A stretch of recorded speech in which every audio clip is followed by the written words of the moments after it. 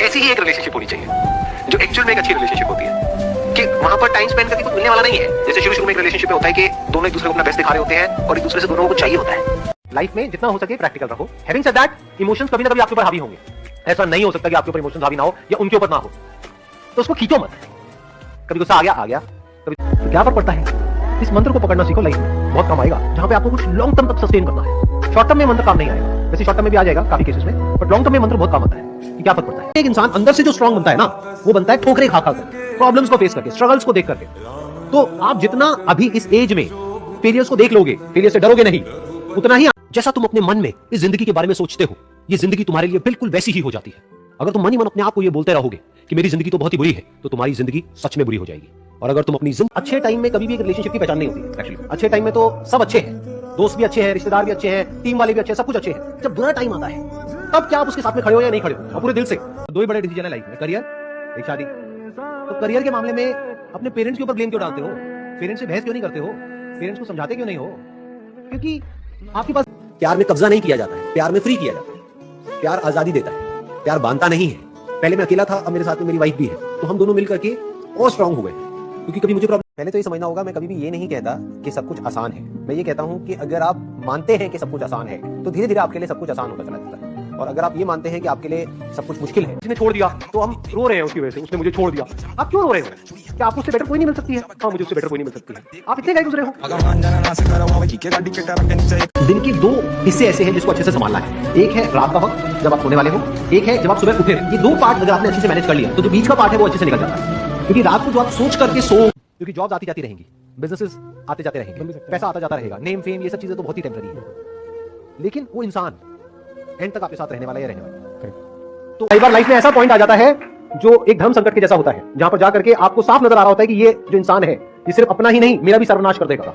ऐसे लोगों को छोड़ देना दोस्ती है। फिर अगर यही बात वेदों में भी कही गई है, यथा दृष्टि तथा सृष्टि। ये दुनिया तुम्हें वैसी नहीं दिखती है जैसी कि ये दुनिया है। ये दुनिया तुम्हें वैसी दिखती है जैसे तुम खुद हो। जिसकी नजर जैसी है उसके लिए ये दुनिया, चाहे कुछ भी हो जाए, मुझे आगे बढ़ने से दुनिया की कोई ताकत नहीं रोक सकती। मेरे लिए कुछ भी नामुमकिन नहीं है, सब कुछ मुमकिन है। जो भी मैं सोच सकता हूं वो सब मैं कर सकता हूं। दुर्योधन ने सवाल पूछा था भगवान कृष्ण से कि मुझे पता है कि जो मैं कर रहा हूं वो गलत है, लेकिन मैं चाह करके भी खुद को रोक नहीं पाता हूं, ऐसा क्यों होता है?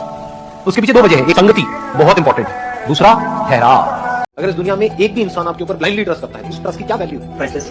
उस इंसान की क्या वैल्यू है? कोई वैल्यू नहीं है, प्राइसलेस है। दोस्ती की क्या वैल्यू है? अगर दोस्ती एक्चुअल हो, if it is real friendship, उसकी क्या वैल्यू है? लगाओ वैल्यू। अर्जुन इतना ज्यादा कंफ्यूज नहीं था, उसको भगवान कृष्ण ने जान करके कंफ्यूज किया, नहीं तो जरूरत नहीं थी। भगवान कृष्ण अर्जुन को ये भी बोल सकते थे कि भाई यहाँ तो तुम लड़ने के लिए हो, लड़ो, अपना क्या फालतू की बातें कर रहे हो। भगवान ने क्या किया? रथ को ले जा करके सामने। अगर जमीन होगी कोई भी छीन लेगा, पैसे होंगे कोई भी लूट लेगा, तू पढ़ा लिखा होगा तो तुझसे कोई कुछ नहीं छीन सकता। अगर तुझे अन्याय से जीतना है तो पढ़ लिख कर एक ताकतवर इंसान बन। कुछ बड़ा करना है तो अपनी राह खुद चुनो, भेड़ बकरियों की तरह नहीं, शेर की तरह चलो। कितना भी कठिन हो रास्ता, हर हाल में। इंसान के पास में एक पावर है जो जानवरों के पास में नहीं है। वो पावर क्या है? The power of thought, the power of thinking, the power of learning. कि इंसान सीख सकता है। किससे सीख सकता है? दूसरों से सीख सकता है। इस दुनिया में you can not afford to be weak. जो कमजोर होगा, ये दुनिया उसको इस तरीके से तंग करेगी कि वो इंसान की जो हालत है वो बद से बदतर होती चलेगी। यानी कि अगर आप मेंटली कमजोर, क्यों ना इस वीडियो की शुरुआत करने से पहले एक छोटी सी कहानी हो जाए, लेकिन इससे पहले कि ये वीडियो धीरे धीरे तुम्हारे मोटिवेशन का टैंक फुल कर दे, प्लीज इसे एंड तक जरूर देखना। So let's start. 65 साल के एक आदमी को जब अपने बुजुर्ग, इंसान के पास में एक पावर है जो जानवरों के पास में नहीं है। वो पावर क्या है? The power of thought, the power of thinking, the power of learning. कि इंसान सीख सकता है। किससे सीख सकता है? दूसरों से सीख सकता है। और नॉन स्मार्ट क्या है? वहां पे आप देखोगे, अच्छा बहुत सारे ऐसे लोग हैं जो अपना एक एक्स अमाउंट पे सेल कर रहे हैं। मान लो जो भी आइटम्स हैं जो 5000 से ऊपर की है, वो सेल नहीं हो रही है। वो आपको कैसे पता लगेगा? वहां पे जाकर आपने रिव्यूज देख, किसने लिखा कि सिर्फ लड़कियां हो सकती हैं। ये विकास लिखेगा तो तुलसीदास लिखेगा, बताओ यार। तुम्हें पता है लड़कों की होने की शुरुआत कैसे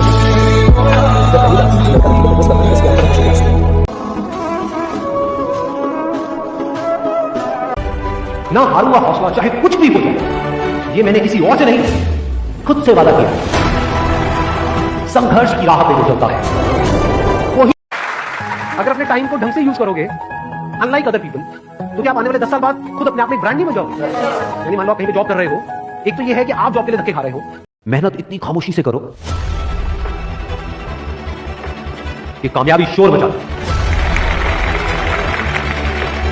जिनमें अकेले चलने